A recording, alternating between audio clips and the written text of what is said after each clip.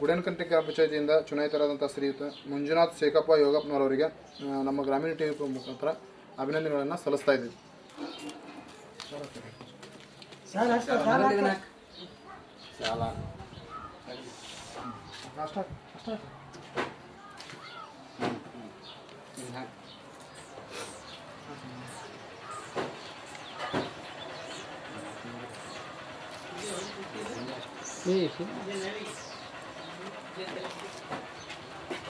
ನಮಸ್ಕಾರ ಸರ್, ತಮ್ಮ ಹೆಸರು? ನಮಸ್ಕಾರ, ಮಂಜುನಾಥ್ ಶೇಖಪ್ಪ ಯೋಗಪ್ಪನವರು. ಸರ್, ತಮ್ಮೂರು? ಗುಡೇನಕಟ್ಟಿ. ಸರ್, ತಾವು ಯಾವ ಗ್ರಾಮ ಪಂಚಾಯತಿಯಿಂದ ಆಯ್ಕೆ ಆಗಿದ್ದಾರೆ? ಗುಡೇನಕಟ್ಟಿ ಗ್ರಾಮ ಪಂಚಾಯತಿ. Okay sir.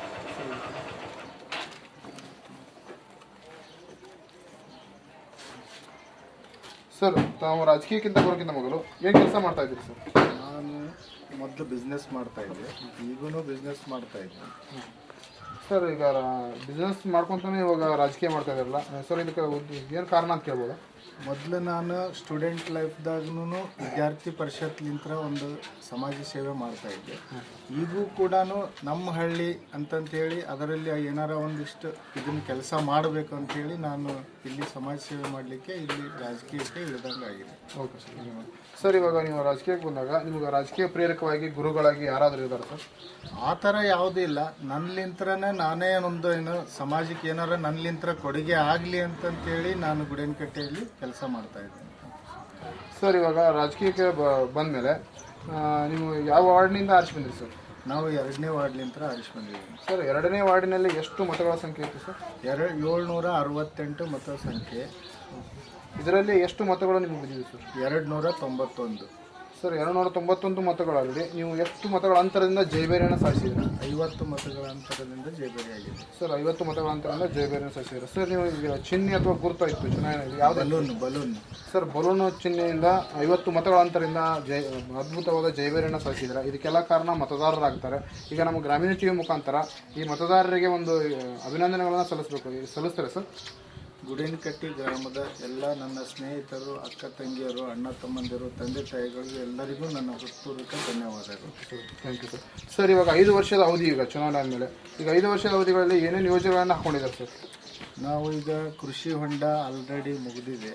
ಆಮೇಲೆ CD, ಆಮೇಲೆ ನಮ್ಮ ಕೆರೆಯ ಇನ್ನು ಬದುವು, ಆಮೇಲೆ ತೋಟಗಾರಿಕೆ, ಆಮೇಲೆ ನಮ್ಮ ಸ್ಕೂಲಲ್ಲಿ ಆಗಬೇಕಂತ ಒಂದು ಮೈದಾನ, ಆಮೇಲೆ ಸ್ಮಶಾನ ಅಭಿವೃದ್ಧಿ ಮಾಡೋದು, ಈ ಥರ ಎಲ್ಲ ಕಾರ್ಯಗಳನ್ನು ನಾವು ಹಾಕ್ಕೊಂಡಿದ್ದೀವಿ.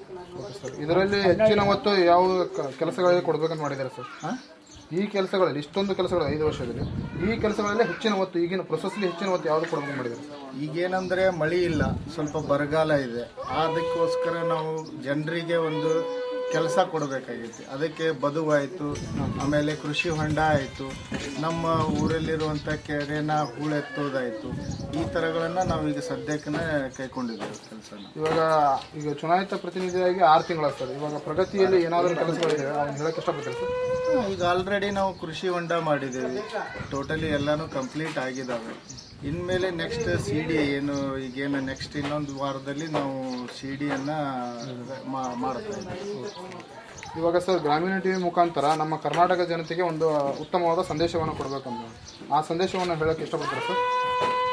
ಇವತ್ತೇ ಒಬ್ಬ ಸದಸ್ಯರು ಮತ್ತು ಗ್ರಾಮಸ್ಥರು ಎಲ್ಲರೂ ಒಂದು ಊರು ಉದ್ಧಾರ ಆಗಬೇಕು ಅಂತಂದರೆ ಅವ್ರ ಜೊತೆಗೆ ಯಾವ ಯೋಜನೆಗಳು ಬರ್ತವೆ, ಒಂದು ನಮ್ಮ ದೇಶದಲ್ಲಿ ಗ್ರಾಮೀಣ ಮಟ್ಟದಲ್ಲಿ ಯಾವ ಯೋಜನೆಗಳು ಬರ್ತವೆ ಆ ಯೋಜನೆಗಳ ಜೊತೆಗೆ ಇವರು ಜನರು ಮೆಂಬರ್ಗಳ ಜೊತೆಗೆ ಸಂಧಿಸಿ ಗುಡೇನಕಟ್ಟಿ ಯಾವುದೇ ಒಂದು ಊರಲ್ಲಾದ್ರೂ ಆ ಯೋಜನೆಗಳಿಗೆ ತಕ್ಕಂತೆ ಅವರೂ ಆ ಕೆಲಸಗಳನ್ನು ತಗೊಳ್ತಾ ಹೋದರೆ ಊರಲ್ಲಿ ಒಂದು ಒಳ್ಳೆಯ ಅಭಿವೃದ್ಧಿ ಆಗ್ತೈತೆ ಅಂಥೇಳಿ ನನ್ನ ಇಚ್ಛೆ.